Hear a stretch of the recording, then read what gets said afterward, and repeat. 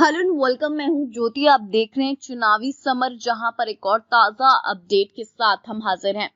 केंद्र और भाजपा में आरएसएस की धौंस का हुआ बड़ा खुलासा।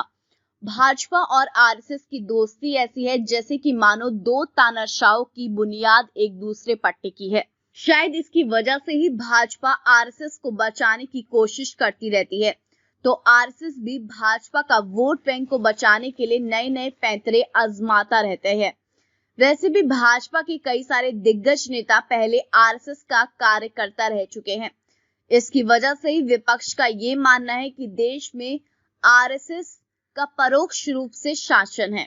हालांकि विपक्ष को तो सीएए, एनआरसी और एनपीआर में से आरएसएस की ही चाल नजर आती है। वहीं इस वक्त भी आरएसएस प्रमुख भाजपा के अंधभक्तों के अंदर उमड़े आक्रोश को शांत करने के लिए तरह तरह के पैंतरे आजमा रहे हैं, जिससे ये साबित होता जा रहा है कि आरएसएस और भाजपा एक ही सिक्के के दो पहलू हैं।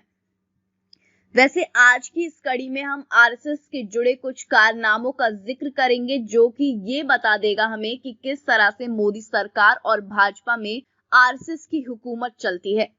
दरअसल आलोचकों का ये कहना है कि भाजपा को अगर किसी भी राज्य में मुख्यमंत्री चुनना हो तो फिर पार्टी आरएसएस की सलाह से ही चुनती है। खबरें तो ये भी हैं कि यूपी में योगी आदित्यनाथ के सीएम बनने के पीछे भी आरएसएस का हाथ है। हालांकि लोगों का तो ये भी कहना है कि केंद्र और कुछ राज्यों में तो मंत्री पद का बंटवारा भी भाजपा आरएसएस की मर्जी से करती है। यानी कि देश और राज्यों में भले ही भाजपा का शासन हो, पर असली जो हुकूमत है वो आरएसएस की चलती है। इन सब के अलावा पिछले वर्ष लॉकडाउन के वक्त तो एक चौंकाने मामला सामने आया था। दरअसल तेलंगाना की राजधानी हैदराबाद में आरएसएस कार्यकर्ता लॉकडाउन में लोगों की चेकिंग करते हुए नजर आए थे, जिसके बाद ये खबर आग की तरह फैल गई और लोगों ने आरएसएस और सरकार पर निशाना साधना शुरू कर दिया कि आरएसएस किस बुनियाद पर लोगों की चेकिंग कर रही है। इस पर राज्य प्रशासन का कहना था कि आरएसएस को कोई भी अधिकार नहीं दिया गया है। वहीं आरएसएस इस घटना के बाद मुंह छिपाते हुए नजर आ रही थी।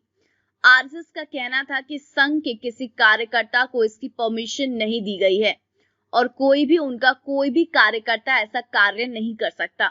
खैर, सच्चाई ज्यादा दिनों तक छुपी नहीं रह सकती और लोग जल्द ही ये समझ गए कि केंद्र में भले ही भाजपा का शासन है, पर असलियत में देश में भाजपा और आरएसएस दोनों की मिलीजुली सरकार है। वैसे भी विपक्ष के नेता अक्सर ये कहते रहते हैं कि आरएसएस देश में अपना संविधान लागू करना चाहती है।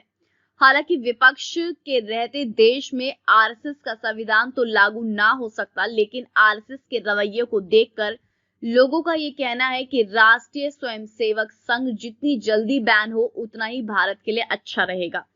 इस पर आपकी जो भी राय है आप प्लीज कमेंट सेक्शन में लिखें। Thank you so much. Keep watching today's for more news.